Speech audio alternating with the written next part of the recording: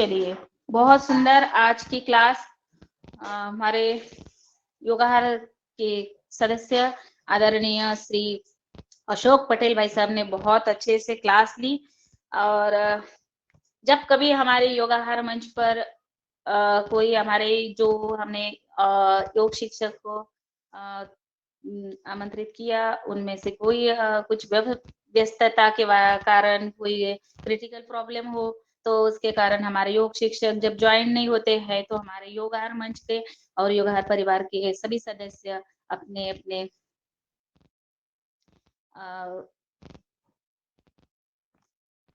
अपना सहभाग देते हैं। तो कैलाश महाराज तुम्ही व्हिडिओ ऑन करून द्या. और कैलाश हमारे महाराज बीच में आज अगला सत्र आरंभ करते हैं। तो आज हम विठ्ठल महिमा, विठ्ठल का दर्शन करेंगे, तो पंढरपुर लेके चलेंगे आप सबको आज। बहुत ही अच्छा रमणीय और हमारे भावपूर्ण तीर्थ स्थान है।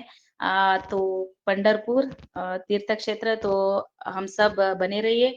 आदरणीय गजानन पवार जी को सादर आमंत्रित करती हूँ, वो हमारे आज की मुख्य अतिथि को सादर आमंत्रित करें। जी गजानन। हरिदास जी तुम्ही जुळले आहे ना? हरिदास जी खोळे. हरिदास जी आप जुड़ गए हैं? अभी आए थे। नहीं, कैलाश महाराज जुड़ गए हैं? गजानन कैलाश महाराज जुड़े हैं क्या?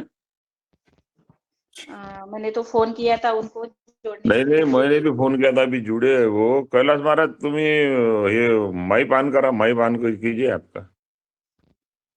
हा, मराठीत बोला त्यांना म्हणजे समजून जाईल. नहीं, हिंदीतही समजते. कैलाश महाराज माईक ऑन करा यायचा. जुडले का नाही, पण पहिल्यांदा ते तर कन्फर्म करायला लागत. जुळले, मी आत्ताच 5 मिनिटाच्या आधी फोन केला त्याले. एकदा तुम्ही फोन करा, तोपर्यंत योगा तभी फोन करा था, तो तभी तो फाइनल वर्क हुआ था. तुम्ही एकदा फोन करा, तोपर्यंत नहीं, ये इसमें लिस्ट में भी दिख रहे ना, कैलाश राउत जुड़े हुए करके. राउत सरनेम है उनका. कैलाश राउत जी तो कैलाश महाराज आपका ये ऑन कीजिए, ऑडियो ऑन कीजिए. ये नीचे. हेलो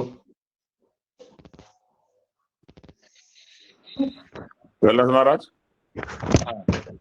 आला काय आवाज आला? येत आहे काय? हा, ठीक आहे. आला.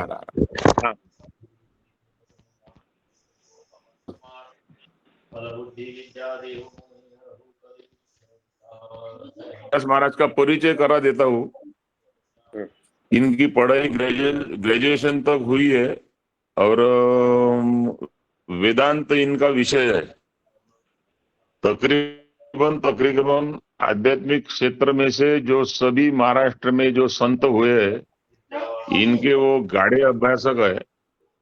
और उनका आज का विषय है पंढरपुर के जो अपने दैवत है, जो भगवान श्री कृष्ण का एक अवतार है, विठ्ठल पांडुरंग. अभी आपने भजन किया. ये हमारे इधर महाराष्ट्र में इनको एक उपाधि लगाते हैं. मतलब कोई भी जो भगवान का गुणगान करता उसको ह भ प बोलते हैं, हरि भक्त परायण.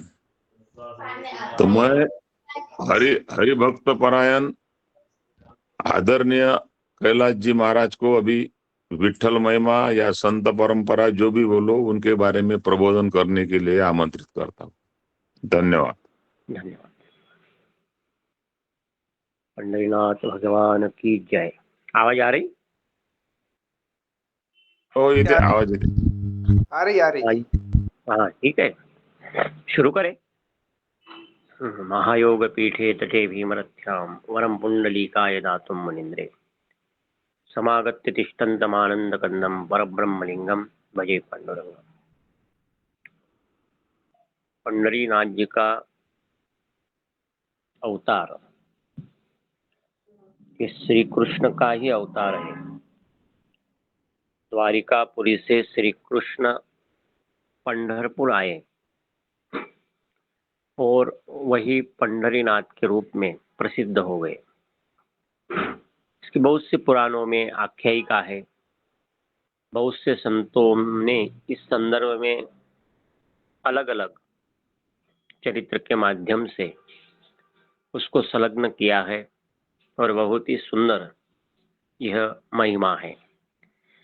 ये महिमा कोई 30 मिनट में पूरी होने वाली नहीं। इसको क्रमशः बहुत से संतों का आराध्य होने से बिलक बिलक कथाएं पंडरी महात्म्य के संदर्भ में, विठ्ठल महिमा के संदर्भ में है।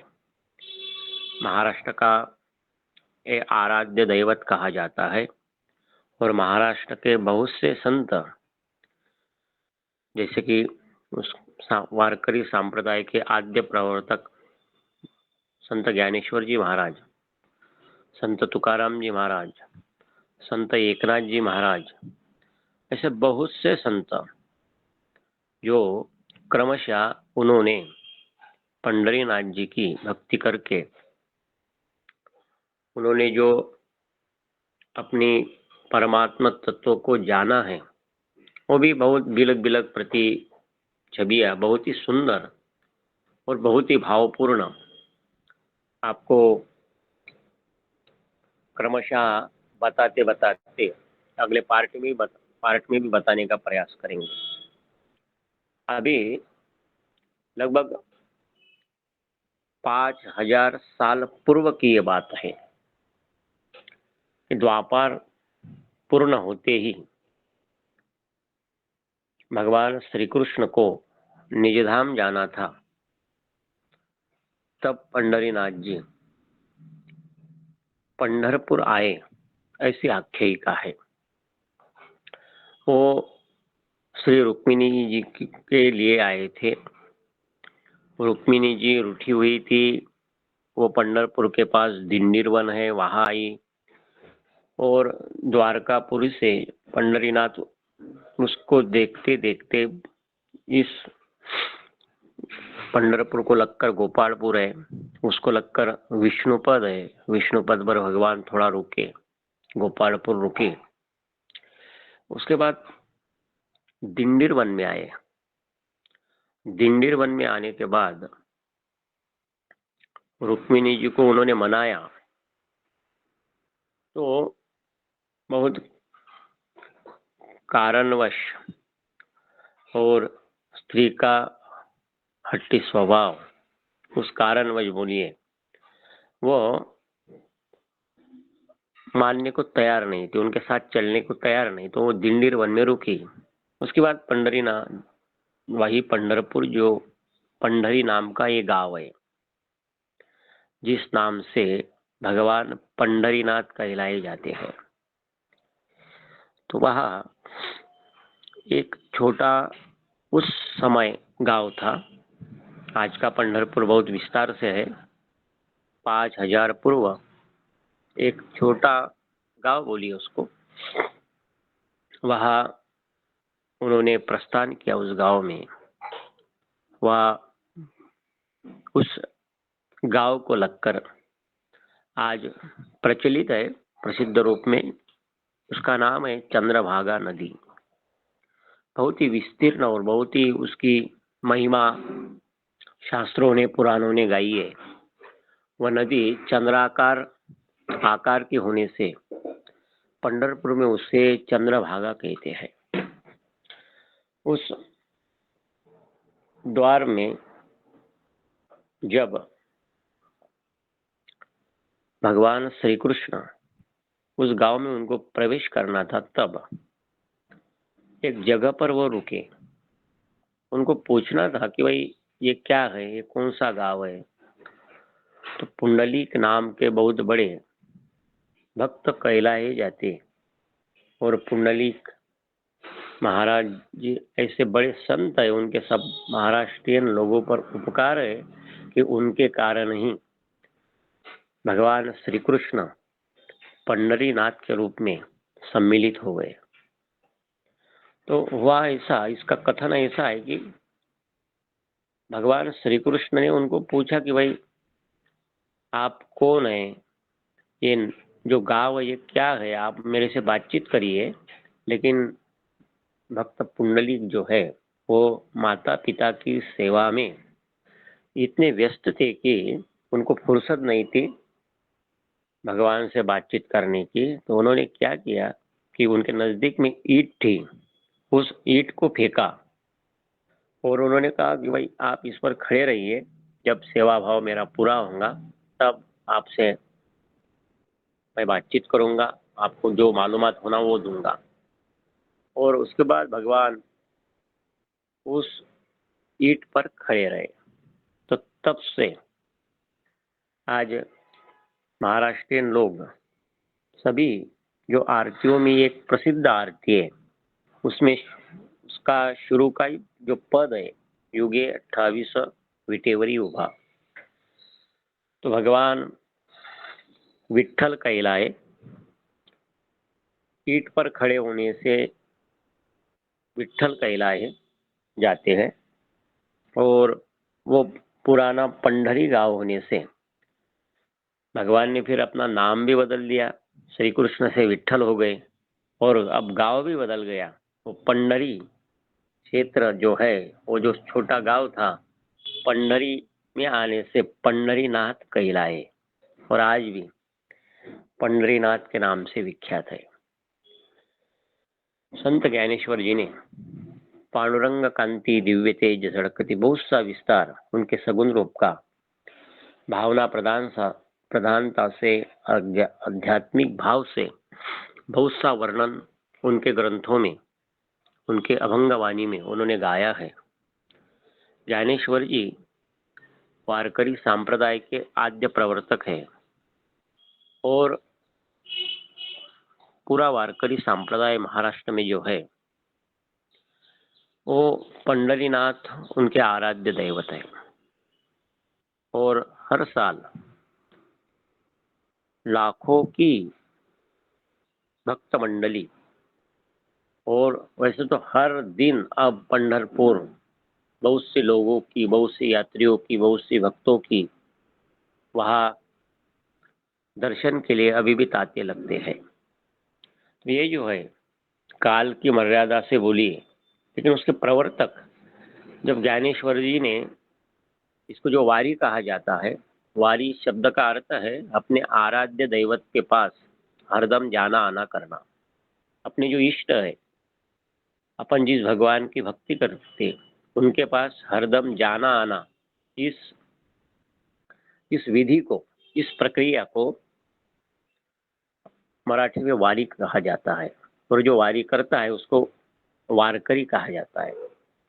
तो इस भक्त की भूमिका में ज्ञानेश्वर जी बड़े अवतारी पुरुष, पंढरीनाथ जी का ही अवतार कहे जाते हैं और बड़े योगी, राजयोगी, इतना सम्मान और बहुत सा भाव उन्होंने उनकी प्रतिछवियों में, उनके ग्रंथ है श्री ज्ञानेश्वरी, अमृतानुभव, चांगदेव पासष्टी और बहुत से अभंग, और सभी महाराष्ट्रियन लोगों को एक प्रचलित है उन्होंने लिखा हुआ हरिपाठ।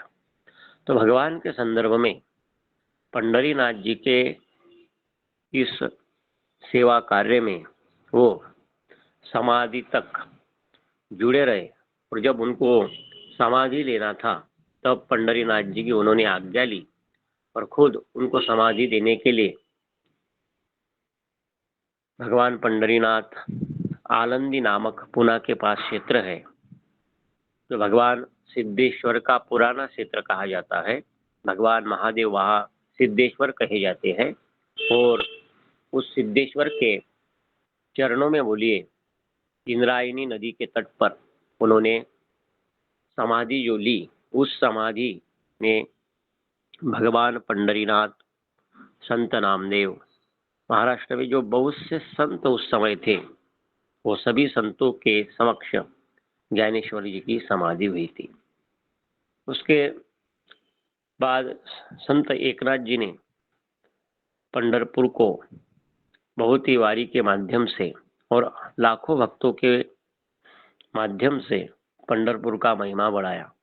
उसके बाद जगतगुरु तुकाराम महाराज, जो पुणे से नजदीक देहू स्थित गांव से आते हैं, उन्होंने भी ज्ञानेश्वर जी के कार्य को आगे चलाया और पंढरीनाथ जी की भक्ति को लाखों लोगों में आज तुकाराम जी का गाथा, पंढरीनाथ जी का महिमा जो वर्णन उन्होंने उसमें किया है, सगुण रूप का दर्शन किया, उनके वास्तव स्वरूप का वर्णन किया, उनके गतिशीलता का वर्णन किया, पुराने में उनकी जो बहुत सी महिमा का जो बहुत ही अकल्पनीय वर्णन है उसको भी उन्होंने अपने शब्दों में वर्णित किया।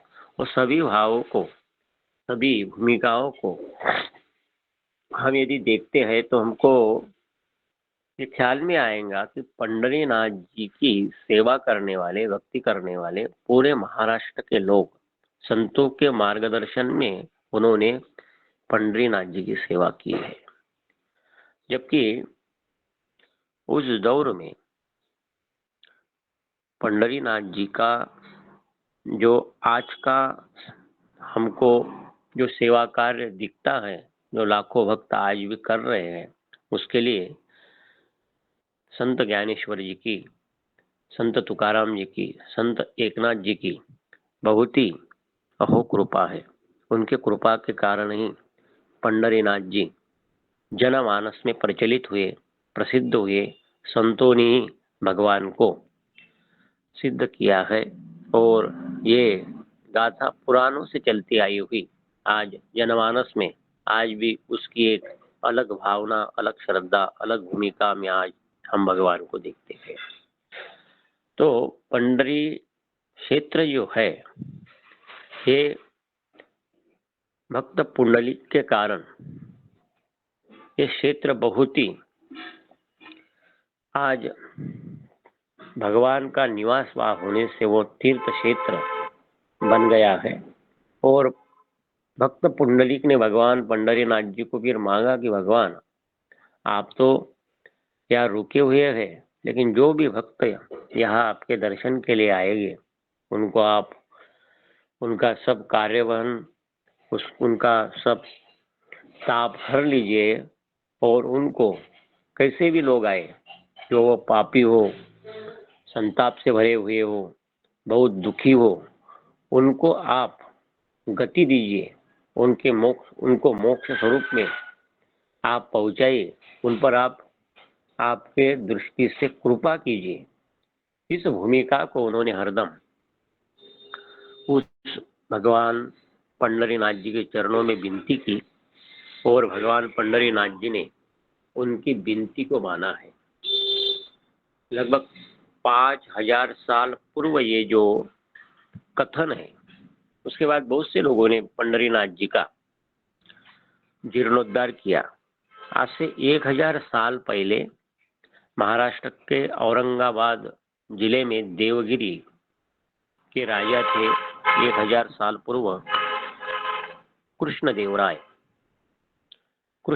जी ने पंढरीनाथ जी के मंदिर का जीर्णोद्धार किया और उसके सामने जो 16 खंबे वाला सभा मंडप जो बनाया है, जिसको पूरा पत्थर का काम है, नक्शी काम, उसमें गरुड़ खंबे सहित लगभग 16 खंबे है। वो उन्होंने उस समय उस वास्तु को आज दर्शन के रूप में हम मंदिर को देखते हैं, उस सभा मंडप को देखते हैं, उसको लगभग 1000 साल हुए हैं। तो बहुत से राजाओं ने उसको राजाश्रय देकर उस संस्थान का, भगवान पंढरीनाथ जी का उस मंदिर में जो बहुत से भक्तों के जो झुंड आने जाने लग गए, उन्होंने बहुत ही मंदिर को संभाला है। महाराष्ट्र में बहुत एक धर्म प्रवर्तक राजा हो गए छत्रपति शिवाजी महाराज, उन्होंने पंढरीनाथ जी की सेवा भी की और मुगलों के समय उन्होंने पंढरीनाथ जी के मंदिर का संरक्षण भी किया। बहुत बार मंदिर पर आक्रमण आदिल शाह ने किया, बहुत बार मंदिर को तोड़ने का प्रयास भी किया, बहुत बार मूर्ति को दूसरी जगह पर भी रखा गया। आज भी उस जो मूल मूर्ति थी उसको आज जो ताकपीटे विठोबा मंदिर में बहुत बार रखने का प्रयास कर करके मुगलों के चुंगल से मूर्ति को बचा के रखा। छत्रपति शिवराय जो एक धर्मात्मा हो गए, उन्होंने ये बहुत ही सुंदर कार्य उस समय से किया और बहुत ही सूक्ष्म दृष्टि द्वारा और भविष्य की भूमिका को लेकर मंदिर को अपना एक सुरक्षित रूप दिया और आज भी वह सुरक्षित रूप वास्तु के रूप में हमें दिखाई देता है। मंदिर बहुत ही विस्तीर्ण है, लगभग 1.25 एकड़ में यह मंदिर आता है। मंदिर को चारों दिशाओं में बड़े बड़े दरवाजे हैं, द्वार है, जैसा कि उत्तर द्वार, दक्षिण द्वार, पूर्व द्वार, पश्चिम द्वार।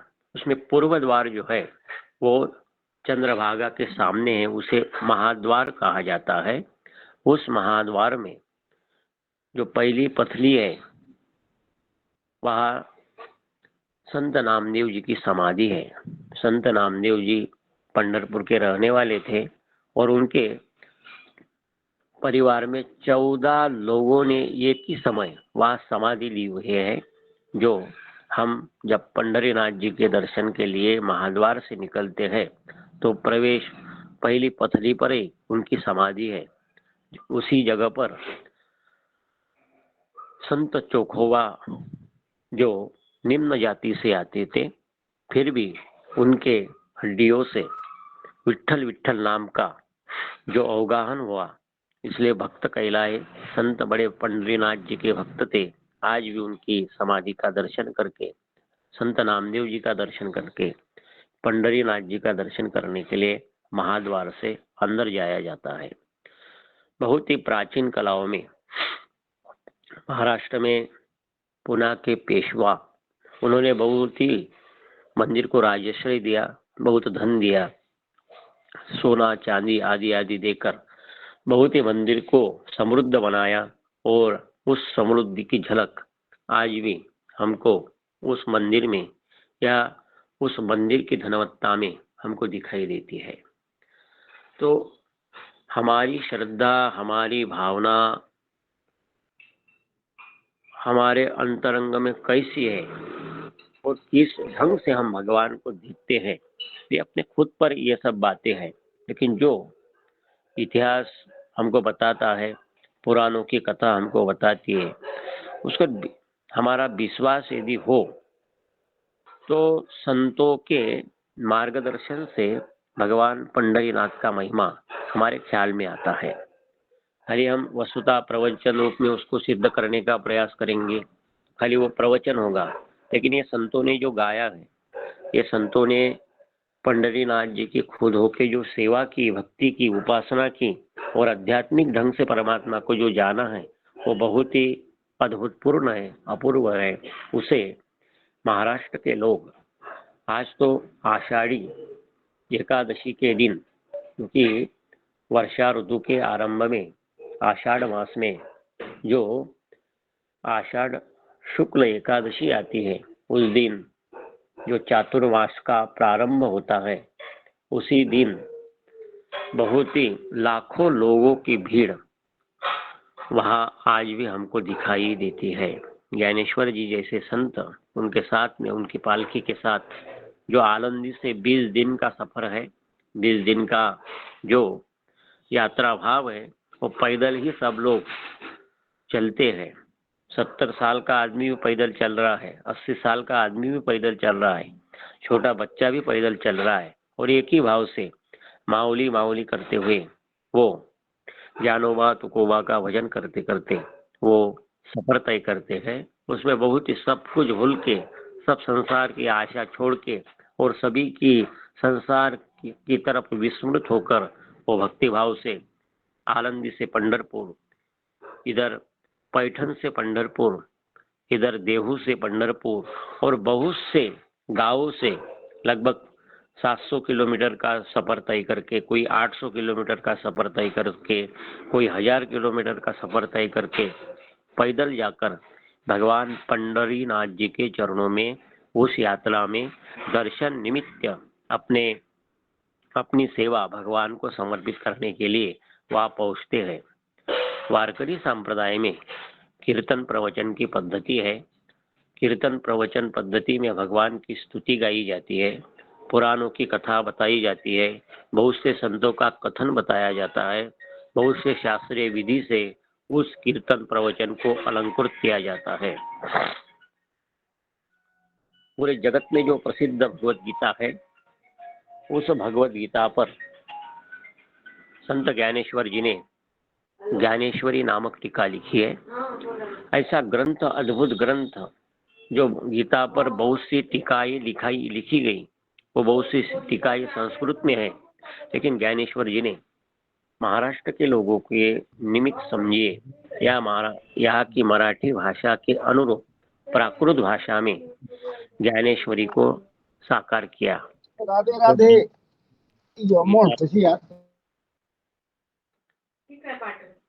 गीता का पूरा दर्शन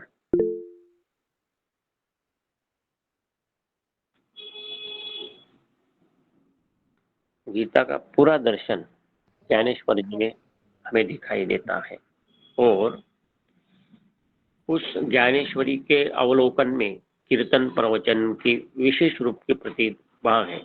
जगतगुरु तुकाराम महाराज ने जो गाथा लिखा, उसमें भी पंढरीनाथ जी का बहुत सा वर्णन शुरू में ही उन्होंने अभंग को प्रतिपादित करने का प्रयास करते समय पहले ही अभंग में, अपने पहले ही पद में भगवान पंढरीनाथ जी का वर्णन किया। वो वर्णन बहुत ही मूर्ति जो अद्भुत भाव दर्शित में होता है। उन्होंने उसमें लिखा है, समचरण दृष्टि विटेवरी साजिरी तेथे हरि वृत्ति राहो। उन्होंने अपने भाव को स्पर्शित किया। उनका एक अभंग पंढरीनाथ जी के चरणों को समर्पित करने वाला और वर्णन करने वाला, सुंदर ते ध्यान उभे विटेवरी करकटावरी सेवोनिया तुलसी हार आवड़े निरंतर हेची ध्यान। इस अभंग से सगुण रूप का वर्णन किया जाता है। भाव दर्शन उन्होंने पंढरीनाथ शरीर पर क्या क्या ऐसे विशेष चिन्ह बतलाए। मकर कुंडले तड़पति श्रवणी कौस्तुभमणि विराजित दिनेश जी म्यूट कर लें प्लीज। दिनेश जी पाहीन श्रीमुख आवड़ीने। इस भाव को रमाते रमाते उन्होंने पंढरीनाथ जी के बहुत से आध्यात्मिक धारा को भी प्रतिपादित किया। उस वास्तव रूप को भी, जो निर्गुण रूप है, उसको भी अपने भावों में बहुत सा अभंग का अपने पद भाव को समर्पित करते समय अपनी भावों को व्यक्त दशा में शब्दों के द्वारा उतराया है। तो आज तो पंढरीनाथ जी पूरे भारत में प्रसिद्ध रूप, ये तीर्थ पंढरपुर है और पूरे भारत से लोग यहाँ आते हैं दर्शन के रूप में। यहाँ की जो अनेक संतों की समाधियां है, ये जो तीर्थ है, विष्णुपद है यहाँ लगकर, गोपालपुर है यहाँ लगकर, चंद्रभागा का दर्शन है और बहुत सी धर्मशालाएं महाराष्ट्र की और महाराष्ट्र के बाहर के जो लोग हैं, जो भक्त हैं, अदर राज्य के जो लोग हैं, उन्होंने भी यहाँ धर्मशालाएं बनाई हुई है। अपना भाव हम कितना समर्पित करते हैं पंढरीनाथ जी के चरणों में, ये हमको देखना है। और इसी संदर्भ में हम इस वार्ता को और भी क्रमशः करने का प्रयास करेंगे। इतनी बात बताने से खाली ये प्रास्ताविक हो गया। अभी तो इसका विस्तार एक एक ढंग से एक क्रमशः इसका विस्तरण करते करते चलेंगे। तो अभी इतना ही मुझे बताना है पंढरी महात्म्य के संदर्भ में, पंढरीनाथ विठ्ठल महिमा के संदर्भ में। इस बात को, ये जो आरंभ की बात है, उस आरंभ की बात को ही मैंने आपके सामने रखने का प्रयास किया। इसका विस्तरण जो है क्रमशः आगे करने का हम प्रयास करेंगे। इसलिए आप इसी कथन को आपके अंतरंग में रखिए, मनोभावना में रखिए और क्रमशः इसी का आगे का जो वर्णन है हम अगले कथन में बताने का प्रयास करेंगे। पंढरीनाथ भगवान की जय।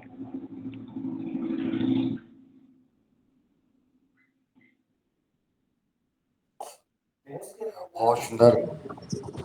और धन्यवाद महाराज। महाराज जी को धन्यवाद। बहुत अजून बहुत बहुत बहुत प्रणाम। धन्यवाद। और विचार बदल दिए, मन ऐसे लग रहा था कि मैं वहीं पहुंच जाऊं जहां का आप। गुरुदेव को प्रणाम। बहुत प्रणाम। जी बहुत सुंदर कैलाश महाराज जी, आपने हमारे यहाँ महाराष्ट्र के पंढरपुर तीर्थ क्षेत्र के बारे में बहुत ही अच्छे से अवलोकन किया, बता दिया। आपका बहुत बहुत मनपूर्वक धन्यवाद करते हूँ। और आगे में दीदी एक मिनट, मैं कैलाश महाराज जी के बारे में और कुछ जानकारी देना चाहता हूँ, इस मंच को अनुमति है? जी जी बिल्कुल अनुमति है। हाँ, जी। मैं कैलाश महाराज जी के बारे में ये बताना चाहता हूँ कि वो एक मठाधीश है। उनका अमरावती जिले में एक मठ है एलकी करके, वहाँ पे वो संस्थान चलाते हैं। और उनके जो मास्टर है वो बहुत से पुराणों पर है। श्रीमद् भागवत के बहुत ही बड़े गाढ़े अभ्यासक है। कई कथाएं, सैकड़ों कथाएं उन्होंने श्रीमद् भागवत की अभी तक पूरे महाराष्ट्र में की है। उसके अलावा शिव महापुराण की भी वो गाढ़े अभ्यासक है। शिव महापुराण का भी पाठ वो बहुत बड़े पैमाने पर लगाते रहते हैं। उसके अलावा जो अपन ने जो कई ऐसे ग्रंथ है जो जिसके बारे में अपन जब अभी आगे चल के सुनेंगे ना, तो अपने को बहुत बड़ा ज्ञान का उपलब्धि उनके बारे में हो सकेंगी। बहुत बड़े कीर्तनकार है। अब कीर्तन आपको पता होगा, कीर्तन कैसा, वारकरी संप्रदाय में कीर्तन की बहुत बड़ी महिमा होती है। और कीर्तन के माध्यम से वो जन प्रबोधन हरदम करते रहते हैं। तो अभी तो उन्होंने सिर्फ बेसिक 1% भी इंट्रोडक्शन उन्होंने दिया नहीं है। आगे चल के संत ज्ञानेश्वर महाराज की क्या महिमा है, संत तुकोबा राय की क्या महिमा है, चोखा मेला की क्या, अभी जितने भी संत हो चुके हैं उन्हीं की सभी की महिमा अपने को डिटेल में सुनने को मिलेंगी। और कैलाश महाराज जी का समय वैसा तो बहुत व्यस्त रहता है। अभी भी उनकी कथा, श्रीमद् भागवत की कथा आई थिंक नागपुर में चल रही है। इस व्यस्त कथा के समय में से भी उन्होंने अपना समय निकाला है और अपने को मार्गदर्शन किया है। कैलाश महाराज जी को इस मंच से अनुरोध यही रहेगा कि आपका जो ज्ञान है वो हमको थोड़ा थोड़ा हरदम थोड़ा सा मिलते रहे। हम इस मंच के लिए आप समय धन्यवाद। निकालते रहे। और हमारे जो कल जो इंद्रशेष बाबा की जो महिमा आप सबने जो सुनी है, तो हमारे इंद्रशेष बाबा संस्थान के वो मार्गदर्शक है। उन्हीं के मार्गदर्शन में हम हमारा संस्थान को आगे बढ़ा रहे हैं। हमको जब भी कोई प्रश्न रहता है, जब भी कोई कामकाज रहता है, तो हम जरूर हरिभक्त परायण कैलाश महाराज जी का मार्गदर्शन लेते हैं। तो आज का बहुत ही सुंदर विषय, जो मैंने भी कुछ बातें अभी तक सुनी नहीं थी, वो आज कैलाश महाराज जी के मुखारविंद से सुनने को मिले है। और एक बात मैं इस कहना चाहता हूँ कि गरुड़ पुराण के बारे में आपने आई थिंक अभी तक किसी ने नहीं सुना होगा कि गरुड़ पुराण का क्या महत्व होता है। तो गरुड़ पुराण के बारे में पूरा ज्ञान का भंडार हरिभक्त परायण कैलाश महाराज जी के पास में है। और अपने जो पूर्वज रहते, जो जा चुके हैं, जो इस देह को, इस सृष्टि को छोड़ चुके हैं, वो पूर्वजों का जो पूरा महात्म्य है वो इस गरुड़ पुराण में रहता है। तो महाराज जी को आगे चल के ये भी हमारी इस मंच से विनंती रहेंगी कि आप गरुड़ पुराण के बारे में भी हमको सबको मार्गदर्शन करिएगा। बहुत बहुत धन्यवाद कैलाश महाराज जी। जय श्री सभी इंद्र को श्री बाबा, जय श्री कृष्ण। जय श्री कृष्ण, जय इंद्रशेष बाबा। धन्यवाद सभी को, धन्यवाद सभी को। जी जी हरिदास महाराज जी और कैलाश महाराज जी, आप भी जुड़े रहिए। और जैसा कि आपने कहा वो कीर्तनकार है, और वो हमें आदरणीय गजानन पवार जी ने बता दिया था कि हमारे महाराष्ट्र में ऐसे कीर्तनकार है कि जब कीर्तन में हम बैठते हैं तो पूरे मंत्र मुग्ध हो जाते हैं। और मुझे लगता है कैलाश महाराज जी का भी मैंने कीर्तन सुना है। आप यहाँ पर संत ये होता है राष्ट्र संत तुकडोजी महाराज का कार्यक्रम होता है, तब अगर आप आओगे उसद में तो फिर मैंने नाम सुना है आपका। बहुत सुंदर कीर्तन की महिमा और हमारे महाराष्ट्र के पंढरपुर क्षेत्र की महिमा आज हमने थोड़े विस्तृत से सुन पाए, और फिर आगे भी हम सुनेंगे। और फिर 8 दिन हम लगातार महाराष्ट्र के ही हम चर्चा करेंगे। तो मैं अब थोड़ा सा सबको वीडियो लाइव करा देती हूँ कि हमारे पंढरपुर क्षेत्र के जो पंढरपुर के महिमा है वो उस वीडियो में आ जाएगी तो आप सबको थोड़ा सा लाइव दिखा देती हूँ।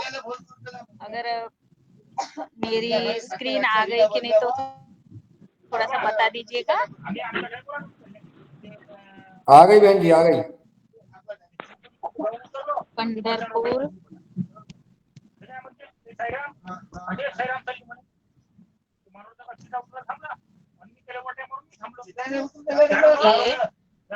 ये आ गए हमारे पंढरपुर के विठ्ठल की। अभी तो थोड़ा नेटवर्क में हूँ तो मैं दिखा पाती हूँ।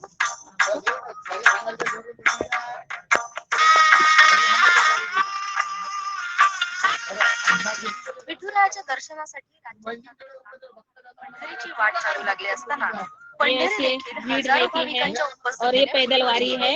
आषाढी ये जो साठी पैदल येणाऱ्या वारी लाखो बोलते हैं भाविकांना ऐसी पैदल देवाच्या वारी रहती चरणांचं है। दर्शन घेता यावं यासाठी आज देवाचा चांदीचा पलंग काढून दर्शनासाठी मंदिर 24 तास खुलं करण्यात आलंय। दिखाई दे रहा है ना?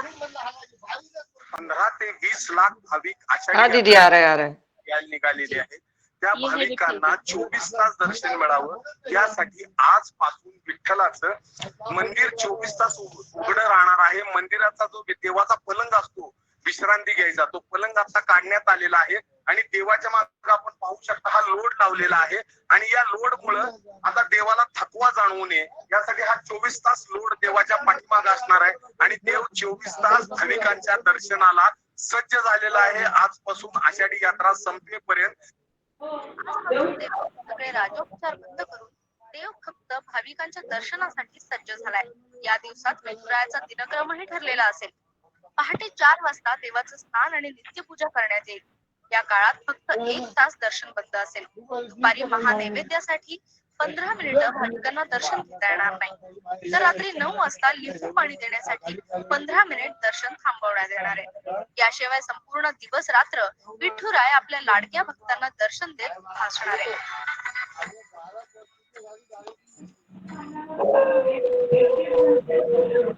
आता रोज पायावर 50 ते 60 हजार तर मुखदर्शनात 50 ते 60 हजार भाविकांना दर्शन मिळू शकणार आहे। 40 आता मंदिर समितीला वाढवावं लागणार आहे। दर्शन रांगेत देखील जास्तीत जास्त भाविकांना दर्शन देता यावं यासाठी वेळ वाढवावा लागणार आहे। आषाढी यात्रा काळात देवाचं दर्शन घेण्यासाठी लाखभर भाविक दर्शनासाठी इथे येत असतात। आषाढीचा जो दिवस आहे दिवस ला दर्शनात नाही म्हणून लोक ब्रिटन पासून ज्यावेळी पालखी पुढे 20 तास उभे राहणार आहे। विठ्ठल मंदिराच्या गाभाऱ्यातून कॅमेरामन सचिन जाडेसह सुनील दिवाण एबीपी माझा।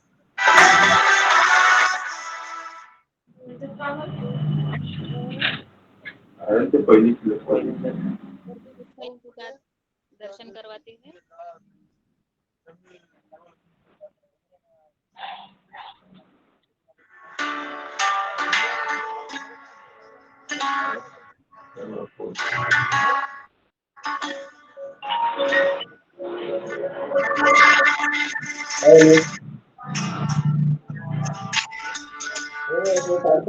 तुम्ही गाडी पाठवलं ना पाठवली का?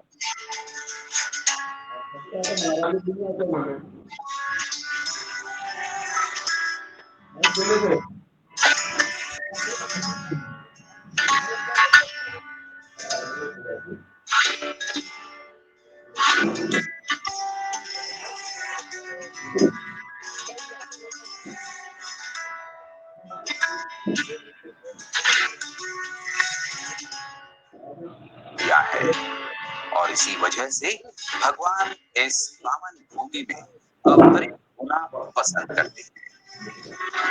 भगवान ने अपने भक्तों के कल्याण हेतु एवं दुष्टों को नष्ट करने के लिए ही अवतार धारण के लिए भारत भूमि को ही चुना है।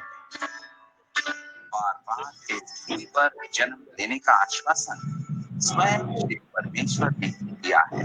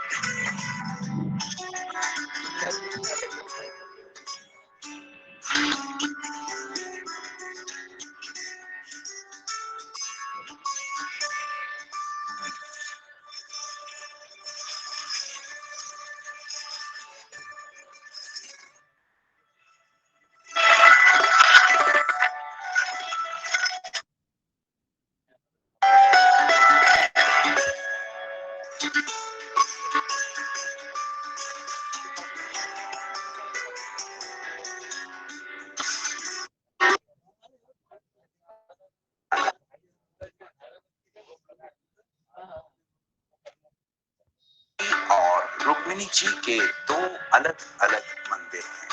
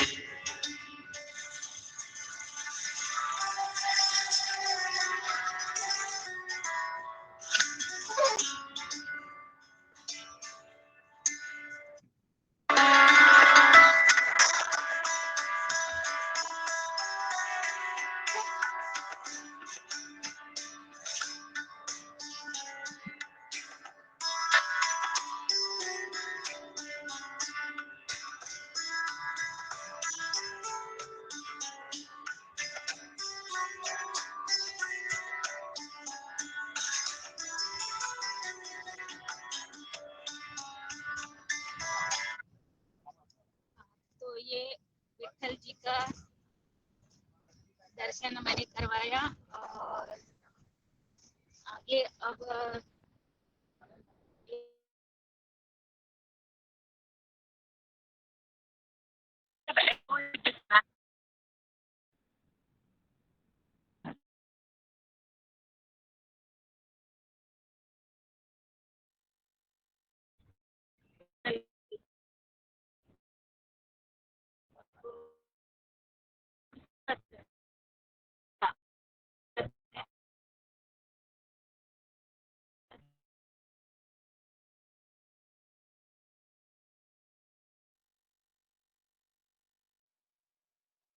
आवाज नहीं आता है रंजना बहन।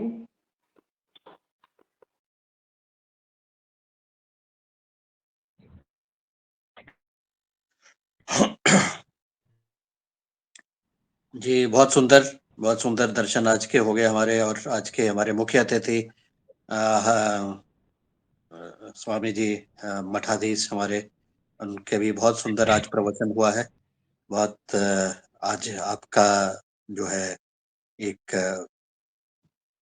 यहाँ के पांडु जो क्षेत्र है वहां पर हमने इसकी महिमा सुनी, और आशा है कि आने वाले दिनों पर इसके बारे में हम और सुनेंगे और अपनी जो हमारी भारतीय संस्कृति है उसके बारे में और अच्छी तरह से जानने का प्रयास करेंगे।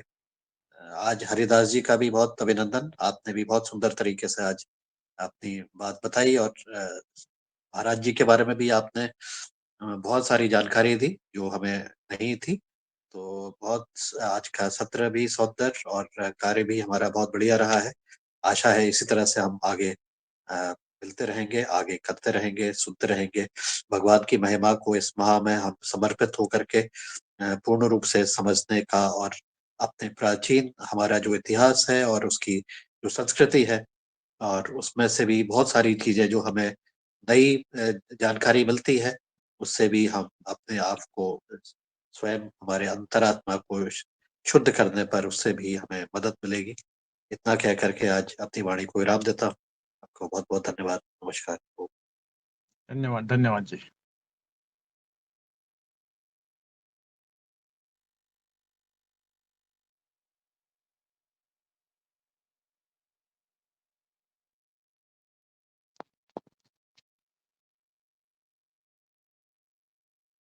आदरणीय दिनेश जी का पहले हैंड रेज था, यदि वो हैं तो कुछ कहना चाहते हैं तो उपस्थित हों। जी ओम।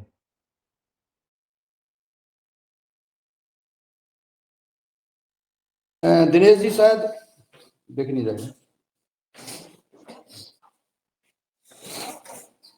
दिनेश जी नहीं चलेगा शायद उनका। आदरणीय पवन सर जी को आमंत्रित कर लें। पवन सर जी अभी अपना उद्बोधन दे गए हैं। अच्छा। चलिए, एक विठल नाथ जप का जो वीडियो है वो मैं अभी थोड़ा सा शेयर कर देती हूँ। अभी डाउनलोड हो गया है तो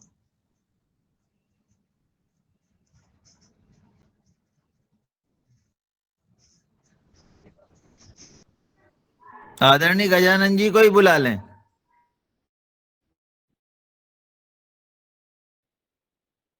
आदरणीय गजानन जी हैं?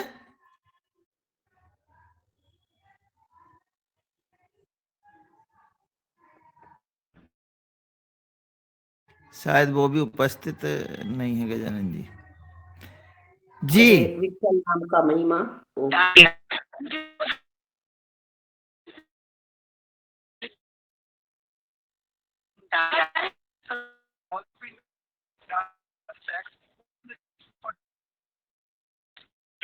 सर ने पुनः हैंड रेज किया है, आप कुछ बोलना चाहते तो बोले सर। जी ओम। अनम्यूट हो जाइए पहले, आपकी आवाज नहीं आ रही, आवाज नहीं आ रही। जी ओम।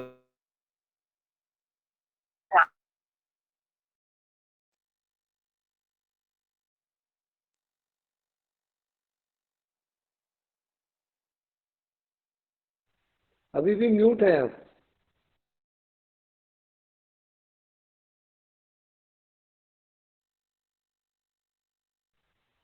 आप म्यूट है जी।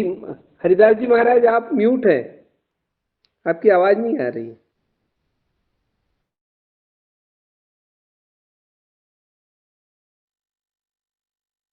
about this?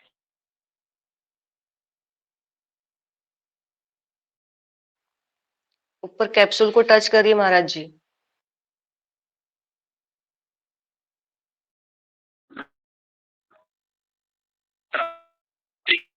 हाँ, हो गया क्या अभी? जी जी आ रही आवाज आ रही। हाँ, सॉरी फॉर लेट। तो आज जो अपने मंच से जो संत हरिभक्त परायण से कैलाश महाराज जी जुड़े हैं, वो अगर कंटिन्यू करते हैं तो अपने को बहुत बड़ा ज्ञान का भंडार, संतों के बारे में, संत महिमा पर वो 7 दिन का प्रवचन करते हैं संत महिमा पर, यानी संतों की क्या महिमा होती है, संत का क्या महत्व है, हर कौन से संत का क्या कार्य है, और संतों की वजह से आज अपना भारत देश कैसा समृद्ध है, इसके बारे में हरिभक्त कैलाश महाराज जी अपने को बहुत बड़ा मार्गदर्शन, बहुत बड़ा ज्ञान आगे चल के अपने को देने वाले हैं। और हम पूरे मंच के माध्यम से उन्हीं को यही रिक्वेस्ट करेंगे, महाराज जी आपका समय तो व्यस्त है, लेकिन फिर भी आप थोड़ा सा हर रोज एक 15-20 मिनट का भी समय हमारे लिए निकालते हैं, तो हमारे बहुत बड़ा ज्ञान का भंडार हमको संतों के बारे में, संत महिमा के बारे में मिल जाएगा। और एक बहुत बड़ा गंभीर विषय है जो गरुड़ पुराण के बारे में मैंने जो कथन किया था ना, वो सचमुच अपने अपन को कुछ भी पता नहीं है। पूर्वज जो अपने पूर्वज बीत चुके, जो अपन जो श्राद्ध पक्ष बोलते हैं अपन इसको, जो 15 दिन का हम मनाते हैं, उसके बारे में उसका क्या महत्व है, जो अपनी जो पूर्वज अपने घर में कोई गुजरता है तो उनकी क्या विधि रहती, कौन सी विधि का क्या महत्व है, इसकी डिटेल जानकारी हरिभक्त कैलाश महाराज बहुत बढ़िया तरीके से अपन को दे सकते हैं। और उनकी श्रीमद् भागवत कथा बहुत अति सुंदर होती है, और अतिशय बहुत ही सिंपल साधारण अपना जीवन व्यतीत करने वाले ये संत है, एकदम ग्राउंड लेवल के, एकदम साधारण, अपन बोल भी नहीं सकते कि इतने बड़े संत हो सकते हैं करके, ऐसा उनका जीवन परिचय है। और जब भी उनकी कथा का आपको कभी भी कहीं पे भी आयोजन करना रहा तो उनको जरूर याद कीजिएगा, एकदम मस्त बढ़िया कथा सुनाते हैं महाराज जी, और सभी ग्रंथों का उनको बहुत बड़ा ज्ञान है। बस यही मैं कहना चाहता था। और इंद्रशेष बाबा माध्यम से भी अपन बहुत कुछ अभी संत महिमा के बारे में आगे आगे जो अनेक संत है उनसे अपन कनेक्ट करने का प्रयास करेंगे। धन्यवाद जी।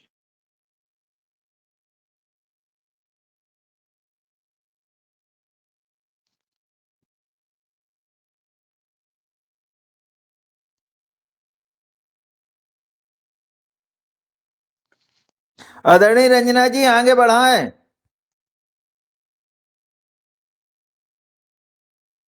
विठल नाम के बारे में बताओ ना हरि भाऊ जी। विठल नाम, उसकी तो सामर्थ्य है ना, हार्ट पर काम करता है, उस पर संशोधन हुआ है, इसके बारे में एक थोड़ा सा बताओ ना।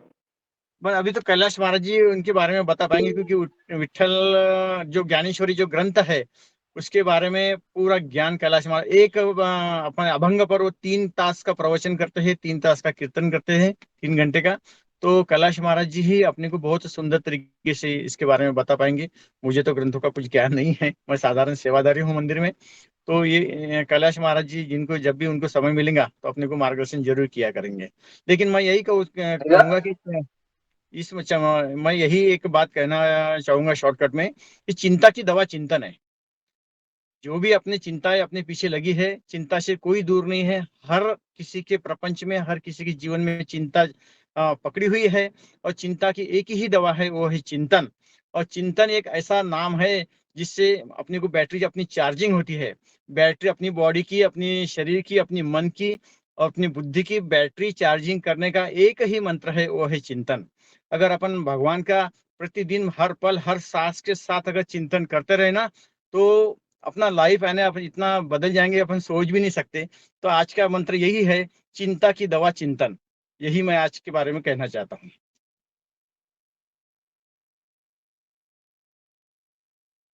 जी बहुत सुंदर। मैं आपका आजाद जी, आपको सादर प्रणाम। मैं आपका नंबर नहीं नोट कर पाया था, अभी मिल सकता है क्या? हाँ नोट कर लीजिएगा ना।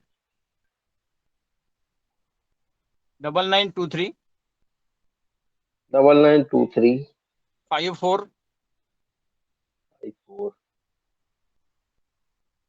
6054।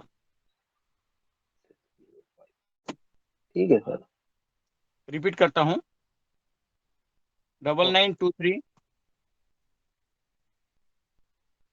जी जी 546054। जी सर। जी जी जी। और एक मेरा एक अनुरोध ये भी रहेगा सभी को इस मंच के माध्यम से, जो अपने को अपने हर घर में आंगन में तुलसी होती है।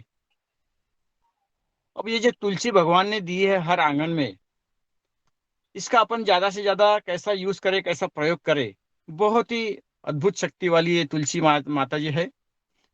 अब तुलसी देखो, हमारे देहातों में क्या होता था, जब छोटा बच्चा बीमार गिरता था या कुछ उनको मुश्किल आती थी, तो लोग अभी भी देहातों में, खेड़े पाड़ों में तुलसी के नीचे जल रखते हैं लोटे में, और वो जल उस बच्चे को देते हैं। अब हर घर तुलसी भगवान ने इसलिए दी कि उसकी कुछ तो महिमा होगी। अब वो तुलसी के बारे में अपन उसका जितना भी यूटिलाइजेशन करे उतना कम है। रोज सुबह उठकर अगर अपन तुलसी के पास जाते हैं और उनको ऐसा पास में पकड़ के अपनी नाक को तुलसी के पास लेके आके अगर डीप ब्रीदिंग करते हैं 8-10 बार, तो बॉडी अपनी ऑक्सीजन से फुल चार्ज हो जाती है और एक ही महीने में अद्भुत उसके रिजल्ट अपने को मिल पाते हैं। अभी भी देखो, खेड़े पाड़े में, देहातों में तुलसी के नीचे जल रखते हैं और वो जल जो बीमार व्यक्ति है, बच्चे हैं, उनको दिया जाता है। तो उसका वो कि मेडिसिन प्लांट है, वो वनस्पति है जिसको भगवान का दर्जा है तुलसी को, और उसका प्रतिदिन अपने जीवन में कुछ ना कुछ तरीके से, कैसे ना कैसे तरीके से अपने को यूज होना चाहिए, और उसका बहुत बड़ा अपने को बेनिफिट अपने हेल्थ पर मिल सकता है। यही आज के बारे में, तुलसी के बारे में मैं बताना चाहूंगा। धन्यवाद जी।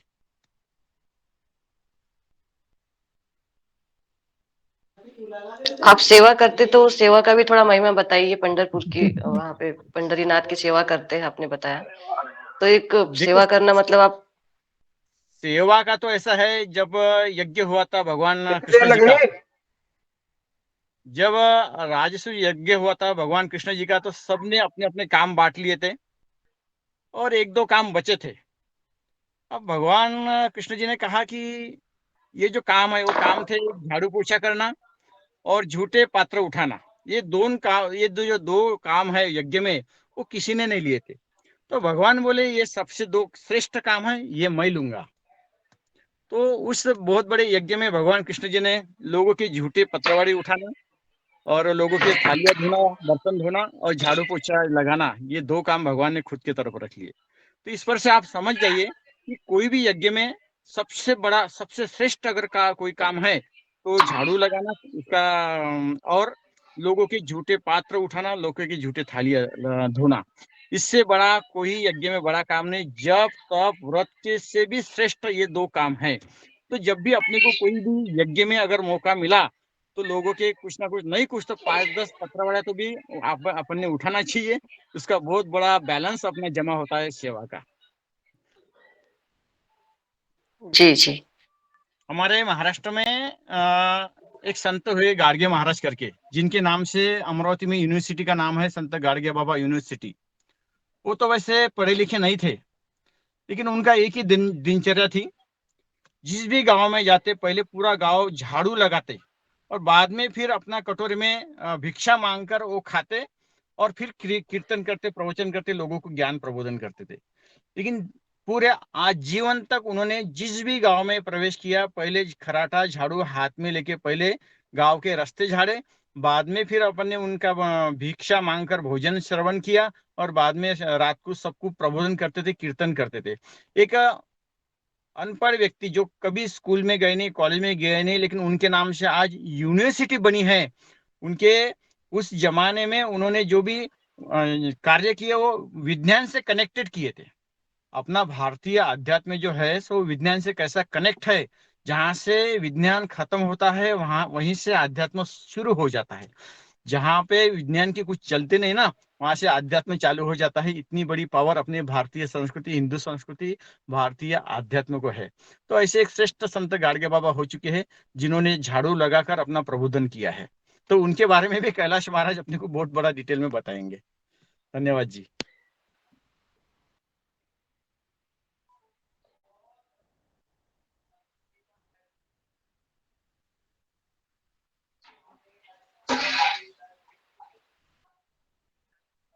दीदी आप आगे जारी रखिए। पंढरीनाथ की और भी मतलब महिमा बताई जा सकती है, तो आप अभी कोई चर्चा नहीं हो रही तो आपके मन में जो भी है आप बताइएगा। मेरे को ज्ञानेश्वरी के बारे में ज्ञान नहीं है दीदी इतना कुछ, वो तो अपने वो कैलाश महाराज जी बता पाएंगे। लेकिन पंढरपुर जाने का जो मौका है, अगर किसी को मिलता है दिंडी में जाने का, तो जो नशा रहती है हरिनाम की, वो नशा इतनी चढ़ जाती है, एक बार जो हरिनाम की नशा चढ़ जाए ना, वो कभी उतरती नहीं। जो अपन नशा बाकी लोग करते हैं ना, वो तो रात में चढ़ जाती है और सुबह उतर जाती है, लेकिन एक बार किसी की जिंदगी में हरिनाम की नशा अगर चढ़ जाए तो जिंदगी भर उतरती ही नहीं नशा। और नशे का, वो हरिनाम की नशे का जो आनंद है, उसकी जो महिमा है, वो शब्दों में नहीं बयां कही जाती।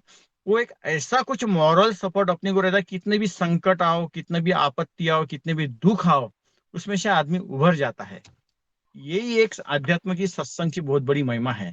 तो आजकल के विज्ञान युग में लोग तो मानते नहीं इसको, लेकिन जब बहुत बड़ी संकट आती, सब हर जगह से हार जाते हैं, तब अपन अगर उसके शरण में जाओ ना, तो सब रास्ते का हल निकलता है। इतनी तो बड़ी पक्की अनुभव, खुद के अनुभव से बात बता रहा हूँ, अनुभव से बात बता रहा हूँ। वो दौड़ के आती है, इतना बड़ा पक्का। कितनी भी बड़ी आपत्ति आने दो, संकट आने दो, मुसीबत आने दो, अगर अपन उससे, उस मालिक से कनेक्ट है, तो हर संभव कहीं ना कहीं रास्ता निकलेगा। देखो, तुम किसी के लिए कितना भी कुछ करो, कितना भी सबको सपोर्ट करो, फाइनेंशियल सपोर्ट करो, वो यही बोलेंगे कि आखिर वो अपने को अपना नाम नहीं लेगा। उसका फॉर एग्जांपल बताता मैं। अगर अपने रिश्तेदार के यहाँ पे शादी है, तो शादी में अपन बहुत बड़ा प्रेजेंट उसको देते, जिसको मराठी में हम अहेर बोलते हैं। अहेर, कपड़े देना, सामने वाले को कपड़े देना, वस्त्र देना, प्रेजेंट भी देते। और पूरा प्रसंग होने के बाद वो अगर देखता है, अरे ये कैसी साड़ी दिया, ये कैसे वस्त्र दिए, ये तो मैं पहन नहीं पाऊंगा, वो दूसरी को दे देता है। वो अपने को दुआ ही नहीं देता उसकी, वो कुछ ना कुछ इसके बारे में निगेटिव बोलेगा। अगर वही साल में एक दो वस्त्र अगर किसी अंधे, लंगड़े, गरीब, लूढ़े को अगर दान दिए ना, तो उसके अंतःकरण से जो आशीर्वाद निकलते हैं, जो दुआएं निकलती है, उसका बहुत बड़ा परिणाम अपने प्रपंच में होता है, अपने बैंक बैलेंस में जमा होता है, भक्ति का बैंक बैलेंस। मैं बार बार यही कह रहा हूँ कि ये जो सभी कार्यों का जो बैलेंस है, ये बहुत बड़ा बैलेंस है, जो ऐसी जगह काम आएगा कि आप सोच भी नहीं सकते। अपन बोलते कभी कभी, अरे ये काम कैसा हो गया, मेरे को भी पता नहीं चला, मेरे पास तो पैसे नहीं, और मेरा मकान कैसा बन गया ये भी पता नहीं चला। ये सब वो करवा देते। जहाँ पे अपने सब प्रयास खत्म हो जाते हैं ना, वहां पे वो दौड़ के आते भगवान। उन पर सिर्फ भरोसा रखना पड़ता है कि ये है भगवान, तू मेरा और मैं तेरा, बस, कोई नहीं है। तुम किसी के लिए कितना भी करो, नाम नहीं लेगा, लेकिन उसके लिए करो, वो दौड़ के आएगा। बस एक ही आज का मंत्र है, हे भगवान, तू मेरा और मैं तेरा, बाकी मेरे को किसी की जरूरत नहीं है। बस इतना आप उससे बात करो भगवान से, देखो कैसे कनेक्ट हो जाते हो अपने से। जय श्री कृष्ण, धन्यवाद।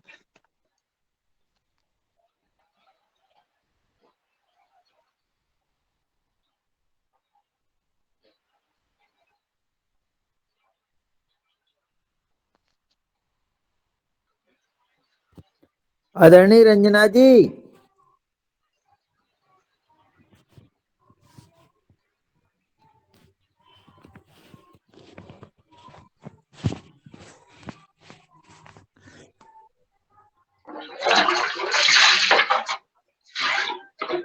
यादव जी आगे बढ़ाए कक्षा को।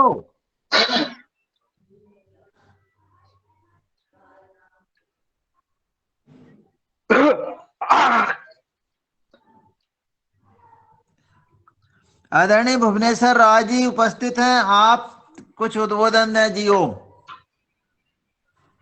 धन्यवाद आदरणीय मेहरा जी।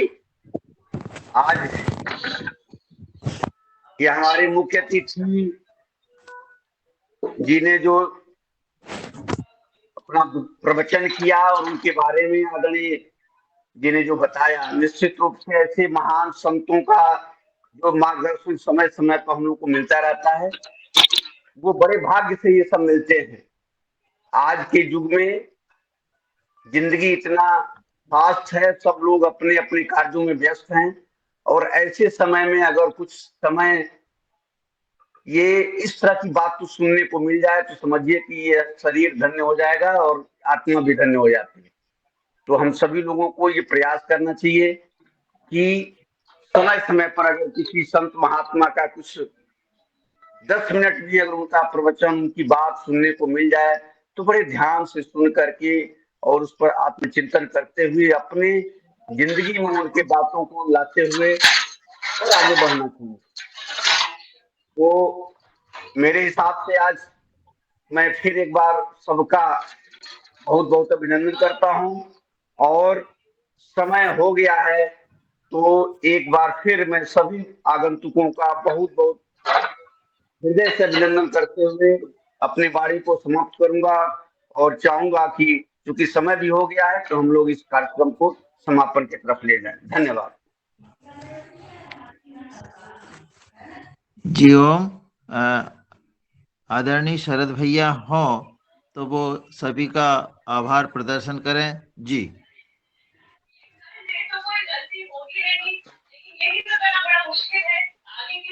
कोटले बहन जी, आप ही आभार प्रदर्शन कर रहे हैं।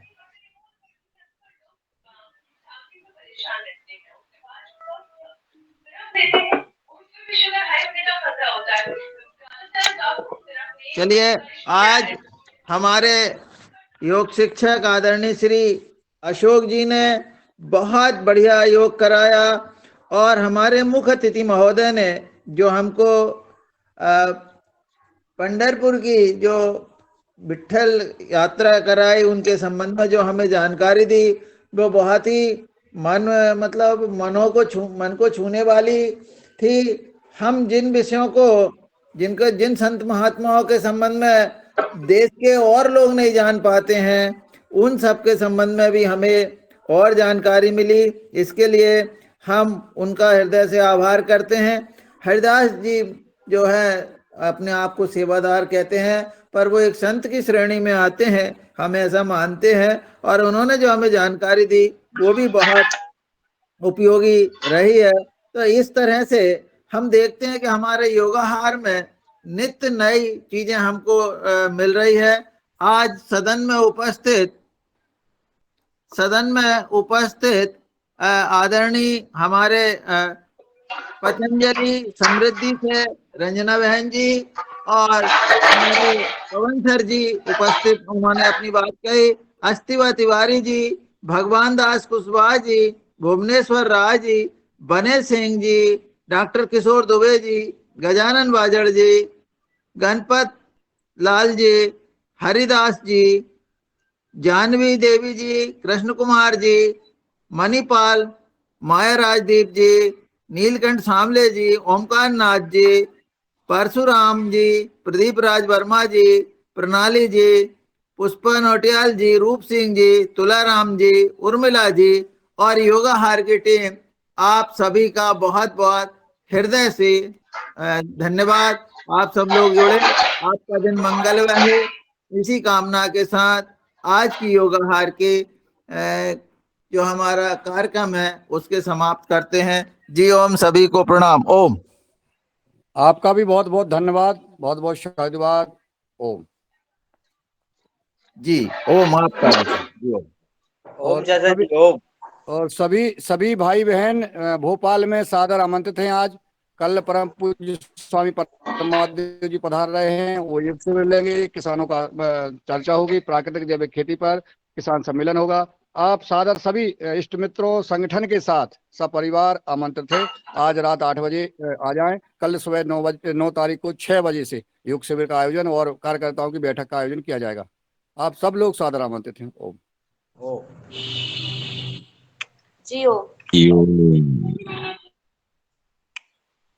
और जब झाड़ू और पोछा की बात चल रही थी तब मैं झाड़ू ही लगा रहा था, तो मुझे बड़ी प्रसन्नता हो रही थी कि चलिए बहुत अच्छा काम है जो बताया है। वाकई में बहुत प्रसन्न, ये जो है अपने मन की बात है, अपने स्वभाव की बात है, ये अपने में आना चाहिए। ऐसा योगाहार में बहुत सुंदर आज हमें मार्गदर्शन प्राप्त हुआ, और नए नए भगवान के प्रति, अपने स्वभाव के प्रति, जो विचारों के प्रति जो मार्गदर्शन मिलता है, योगाहार परिवार को पुनः कोट कोट प्रणाम करता हूँ।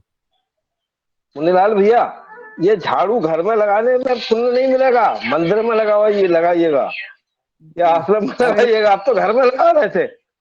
अरे दादा घर में नहीं लगा रहे थे, यहाँ लगा रहे थे हम। देखो यहाँ ये कार्यालय में लगा रहे थे हम यहाँ। ये भी तो घर ही है। नहीं ये घर भी नहीं है है। तो एक कर्म भूमि है, कर्म मतलब तो घर में भी लगाओगे तो कोई बात नहीं, हम भी लगाते हैं घर में, चिंता ना करें।